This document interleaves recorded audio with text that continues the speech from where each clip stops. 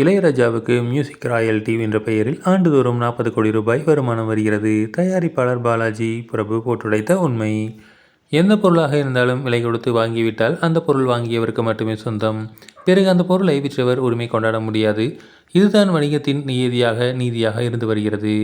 ஆனால் திரைப்படத்துறையில் மட்டும் இது வித்தியாசமான நடைமுறைகளை கொண்டுள்ளது.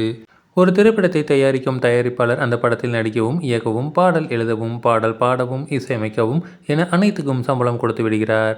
படப்பிடிப்பு தளத்தில் ஆகிற எல்லா செலவுகளும், போக்குவரத்து, உணவு உட்பட எல்லாமே தயாரிப்பாளர் தான் சம்பளமாக தருகிறார் என்னும்போது எல்லோருமே உழைப்பை மட்டும்தான் அந்த படம் உருவாகிறது. ஆனால் இசையை பொறுத்தமட்டில் அந்த படத்தின் இசையமைத்த எனக்கு மட்டுமே சொந்தம் என்று இசைஞானி இளையராஜா வாதாடி வருகிறார்.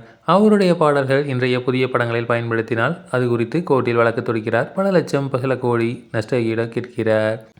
இசையில் அவர் ஒரு ஜாம்பவானாக அழியா புகழ் கொண்டு விளங்கும் நிலையில், ஏற்கனவே செல்வ சீமானாக அவர் வாழ்க்கையை பொருளாதார நிலையில் உள்ள நிலையில் 84 வயதுகளை கடந்த இந்த முதுமை வயதில் இப்படி தனது இசையால் உருவான பாடல்களுக்கு காபிரைட் கொண்டாடுவது, கோர்ட்டில் வழக்கு தொடுப்பது ஒரு விதத்தில் ரசிகர்களை அதிருப்தியடை செய்துள்ளது. இதுகுறித்தில் சமீபத்தில் நேர்காணல் ஒன்றில் பேசிய தயாரிப்பாளர் பாலாஜி, எனக்கு தெரிந்து வருடத்திற்கு 40 கோடி ரூபாய் அவருக்கு வருகிறது. ராயல்டி மூலமாக நான் கேள்விப்பட்ட வகையில் இளையராஜாவுக்கு இசை ராயல்டி மூலமாக 40 கோடி ரூபாய் வருடந்தோறும் வருகிறது. ஒருவர் வேலை செய்யாமலேயே இதுக்கு முன்னாடி செய்த வேலையில் ராயல்டி என பல வருடங்களாக 40 கோடி ரூபாய் வந்துகிட்டே இருக்கிறது. பணம் கொட்டுன்னு கொட்டும்போது உங்களுக்கு இதுக்கு பணம், அதை வச்சு என்ன செய்ய போகிறீர்கள் என்று தயாரிப்பாளர் பாலாஜி பிரபு அந்த நேர்காணலில் ஆவேசமாக பேசியிருக்கிறார்.